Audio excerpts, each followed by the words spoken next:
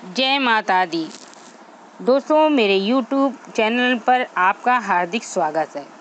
दोस्तों, यदि मेरे YouTube चैनल पर आप नए हैं तो सबसे पहले मेरे चैनल को सब्सक्राइब कीजिए, बगल में बेल आइकन उसको पुश कीजिए, जिससे मेरी नई नई वीडियो की नोटिफिकेशन आपको सबसे पहले मिलती रहेगी। आज चैत्र नवरात्रि का पहला दिन यानी कि प्रतिपदा है। इसको परेवा भी कहते हैं। आज भक्त माँ नौ दुर्गा के प्रथम स्वरूप माँ शैलपुत्री की पूजा अर्चना करेंगे। पौराणिक मान्यताओं के अनुसार माँ शैलपुत्री पर्वतराज हिमालय और मैना देवी की पुत्री हैं। माँ शैलपुत्री की पूजा करने से व्यक्ति को चंद्र दोष से मुक्ति मिल जाती है। कहा जाता है कि नवरात्रि में माँ के दर्शन और पूजन से अद्भुत फल मिलता है। जातक को जीवन में सफलता मिलती है, सुख समृद्धि की प्राप्ति होती है। इस मौके पर कई लोग घर में कलश स्थापित करते और व्रत रखते हैं। नवरात्रि के पूरे 9 दिनों तक माँ के अलग अलग रूपों की पूजा की जाती है। माना जाता है कि जो लोग अपने घरों में पूरे 9 दिन तक माँ की आराधना करते हैं, माता का आशीर्वाद उन पर व उनके परिवार में हमेशा बना रहता है। बहुत से लोग नवरात्रि के व्रत भी करते हैं, लेकिन जो लोग व्रत नहीं कर पाते वे केवल हर रोज कथा पढ़ लें और सुन लें तो उनके भाग्य खुल जाते हैं।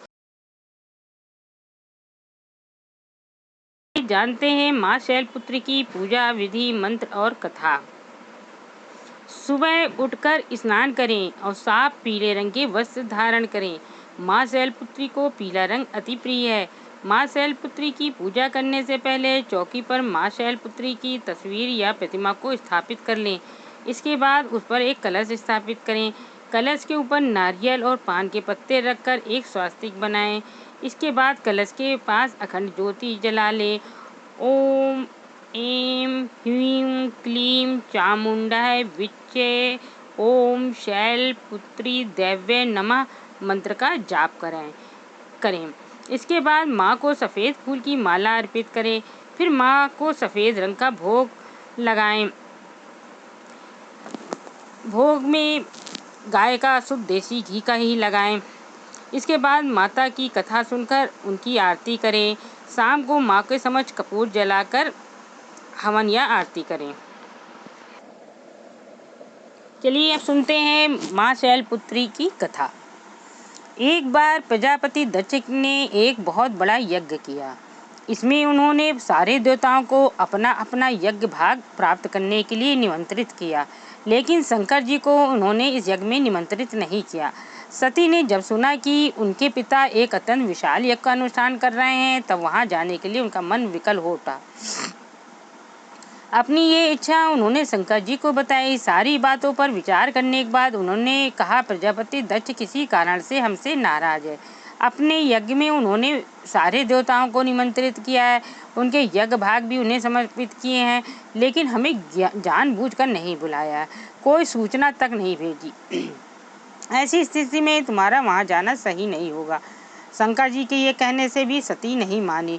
उनकी प्रबल आग्रह देखकर भगवान शंकर जी ने उन्हें वहां जाने की अनुमति दे दी। सती ने पिता के घर पहुंचकर देखा कि कोई भी उनसे आदर और प्रेम के साथ बातचीत नहीं कर रहा है। केवल उनकी माता ने स्नेह से उन्हें गले लगाया। बहनों की बातों में व्यंग और उपहास के भाव भरे हुए थे। परिजनों के इस व्यवहार से उसके मन में बहुत दुख हुआ। ये सब देखकर सती का हृदय क्षोभ, गिलानी और क्रोध से स्तब्ध हो गया। उन्होंने सोचा, भगवान शंकर जी की बात न मानकर यहाँ आकर मैंने बहुत बड़ी गलती की है। वे अपने पति भगवान शंकर के इस अपमान को सह न सकी। उन्होंने अपने उस रूप को तत्क्षण वहीं योगाग्नि द्वारा जलाकर भस्म कर दिया। वज्रपात के समान इस दारुण दुखद घटना को सुनकर शंकर जी ने क्रुद्ध होकर अपने गणों को भेजकर दक्ष के उस यज्ञ को पूर्णतः विध्वंस करा दिया। सती ने योगाग्नि द्वारा अपने शरीर को भस्म कर अगले जन्म में शैलराज हिमालय की पुत्री के रूप में जन्म लिया। इस बार वे शैलपुत्री के नाम से विख्यात हुई। इस तरह उनका नाम शैलपुत्री पड़ा। ये थी माँ शैलपुत्री की कथा।